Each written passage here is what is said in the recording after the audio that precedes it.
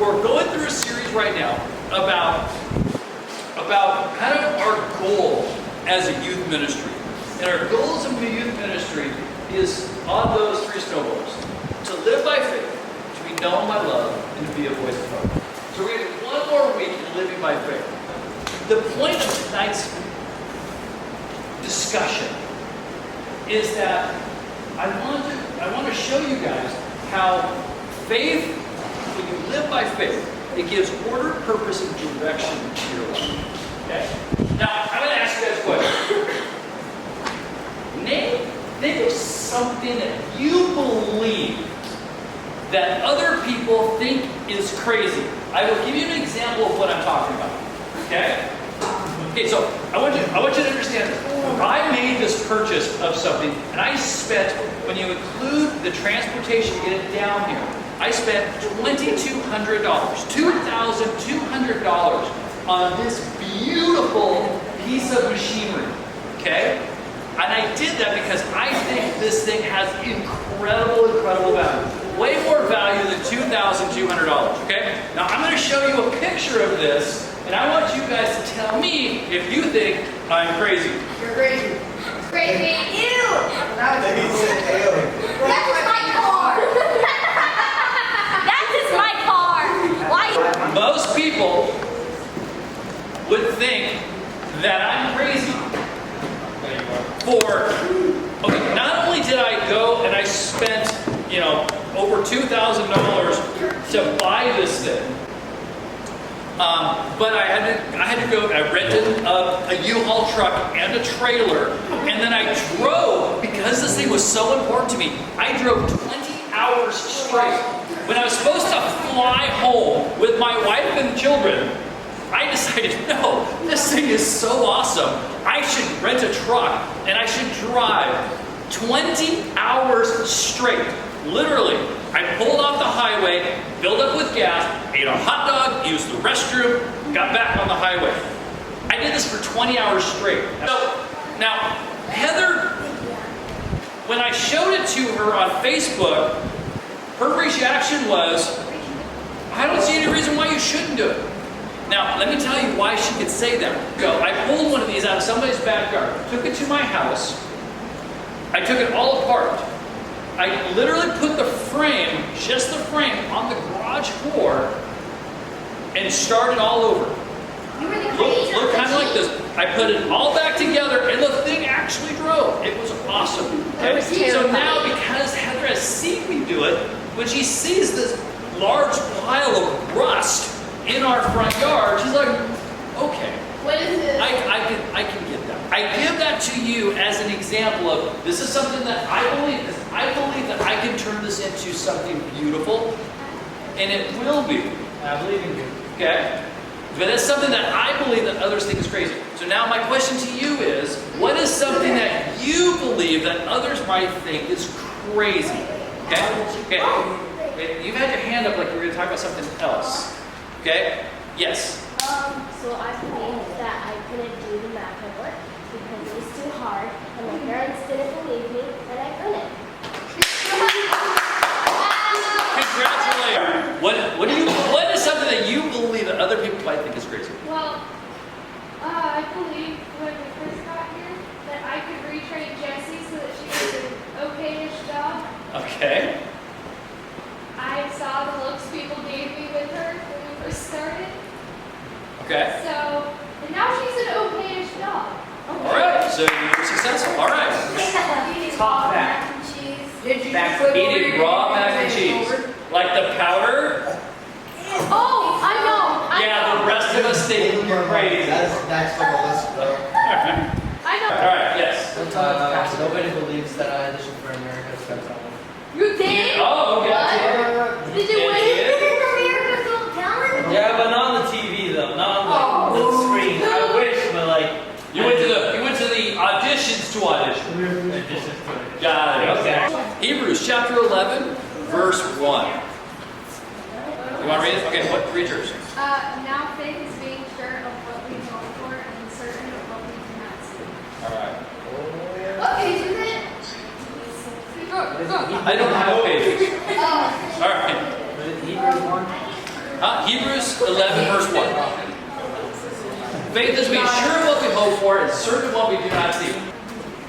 So my point of today is this, that faith gives us order, purpose, and direction in our lives. Okay?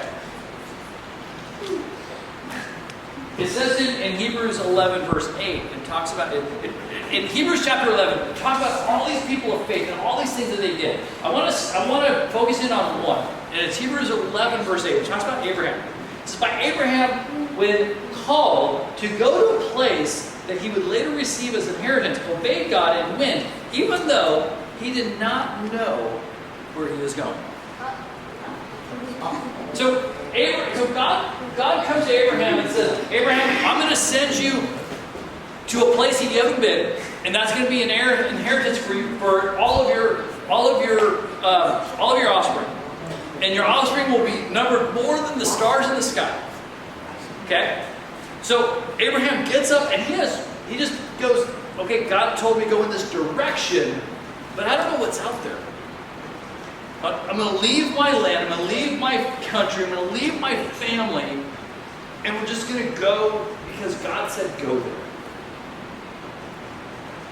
I'm going to make a statement, and I hope you guys think into this statement for a moment.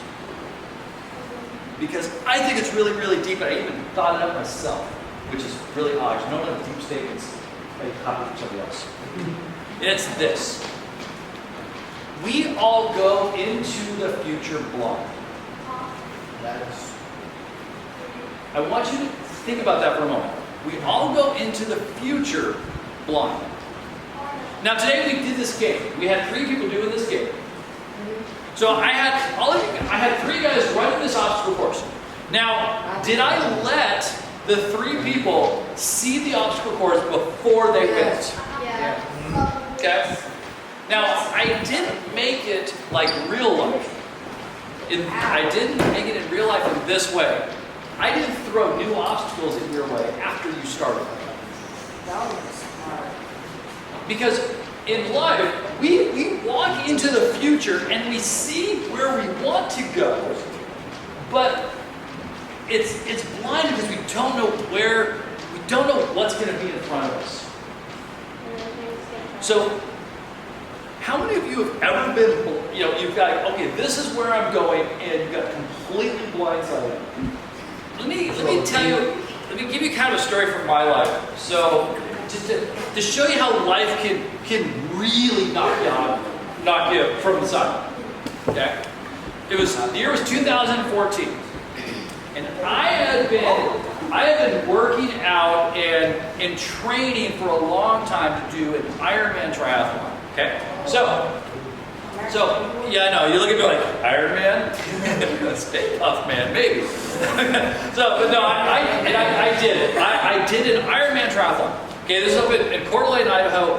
An Ironman is a 2.5-mile swim, 112 miles of biking, and then you run, or in my case, run and walk for 26 miles. Okay? It took me 14 hours. I finished it. Now, I was not on top of the world when I finished it, but like the next day, I'm like, yes, I am an Ironman. This is so awesome.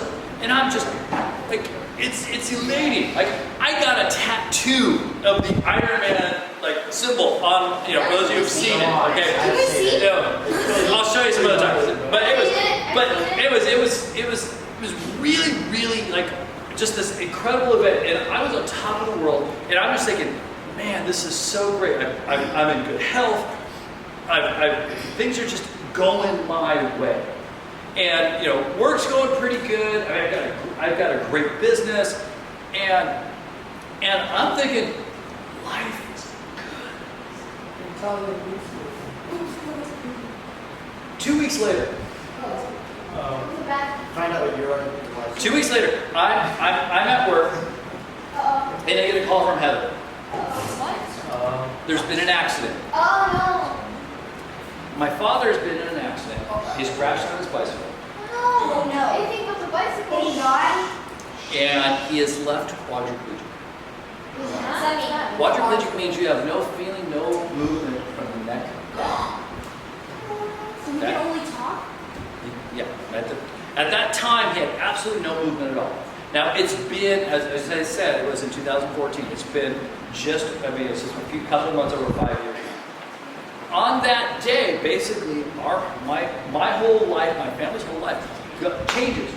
Because all of a sudden, life came and hit us from the side. And when that happens, all of a sudden you're like, oh yeah, man, things are going great. Me and God, we're doing our thing, the kids are doing great, life's doing great, life is good, and then all of a sudden, now everything's different.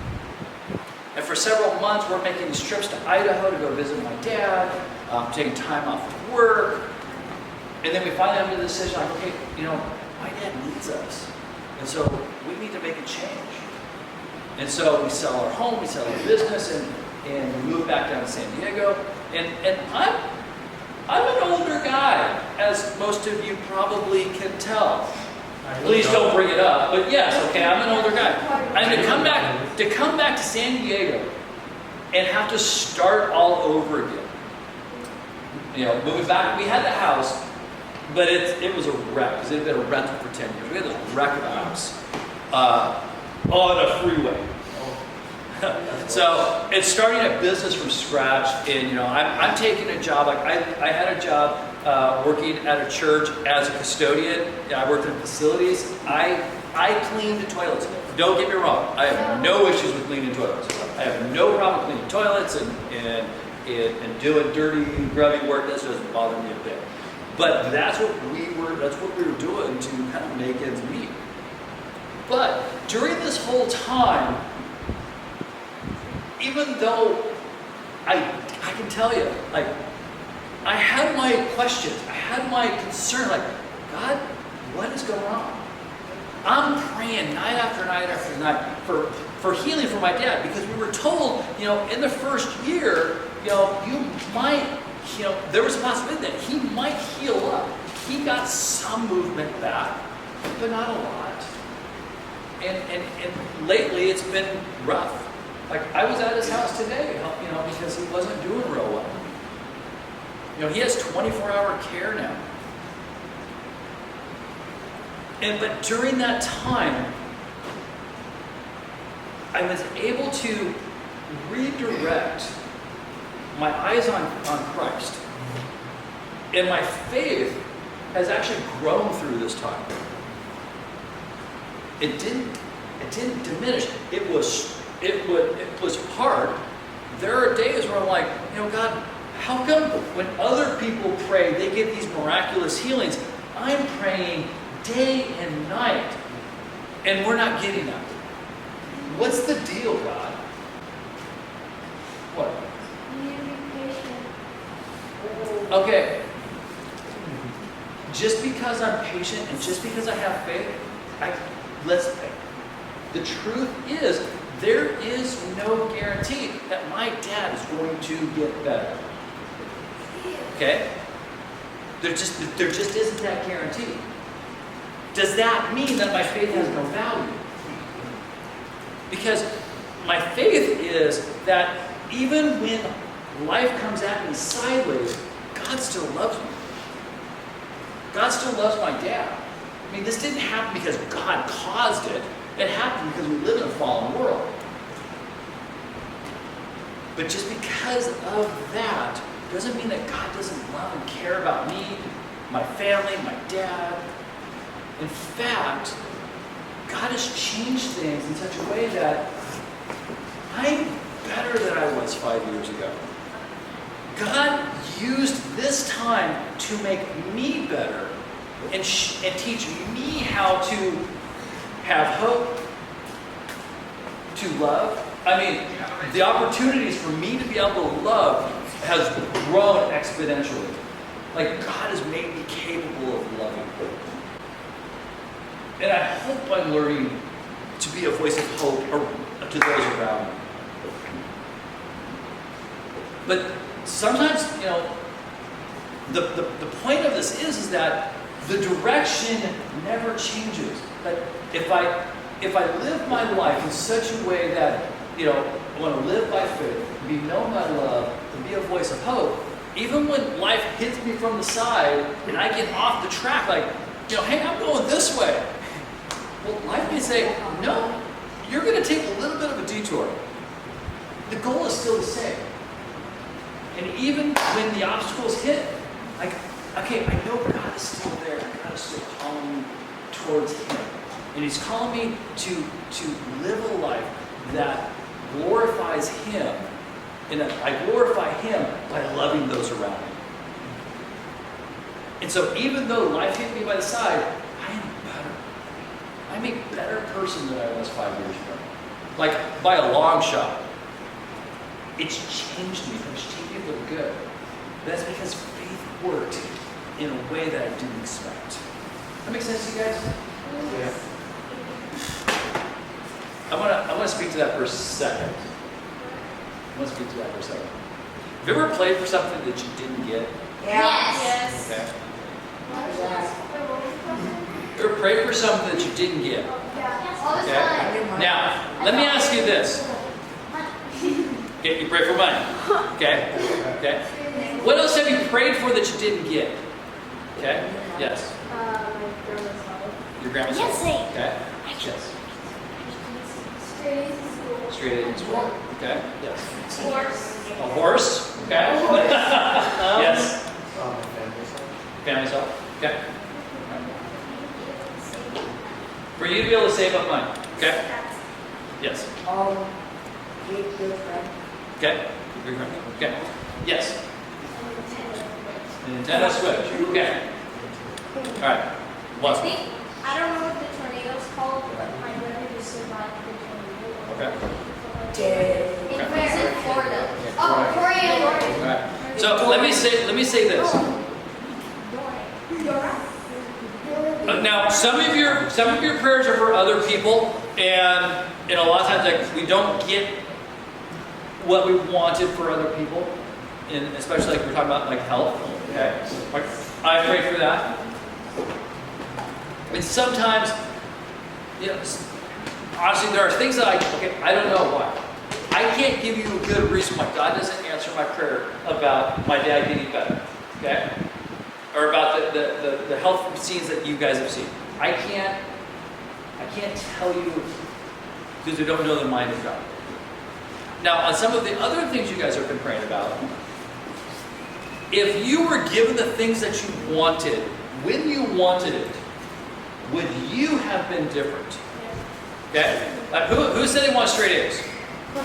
Okay, now if you were given straight A's, you would be happy.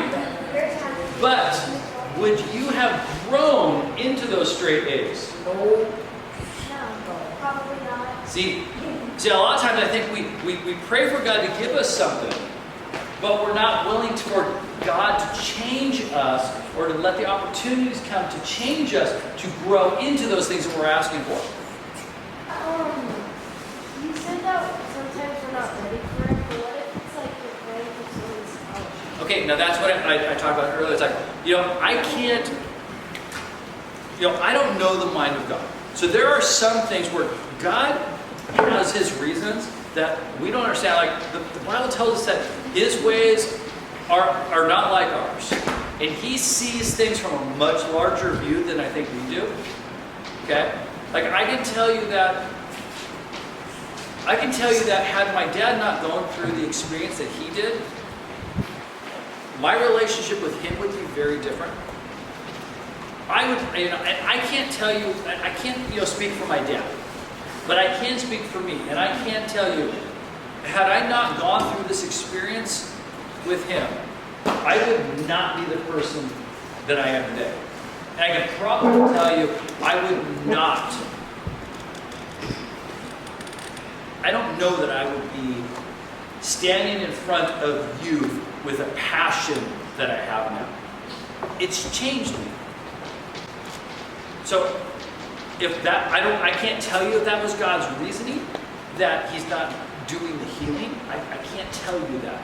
I can tell you that because of this experience, I have grown closer to God. So sometimes God uses these things to allow us to grow closer to Him. Because in the end, I think God, more than anything, more than wanting to give you everything He wants you to have a relationship with Him.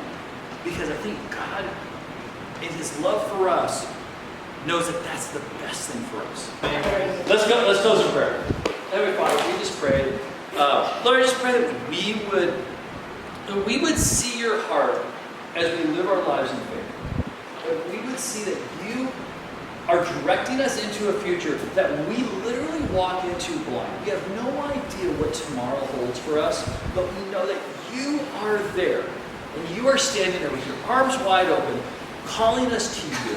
Lord, I pray that we would stay focused in on You. And so that when life hits us from the side, we know You are there. And You are there before us, and You are leading us, and You are guiding us, and You are giving us purpose. We just thank You, Lord, for Your love and Your care for us. We pray this in Jesus' name.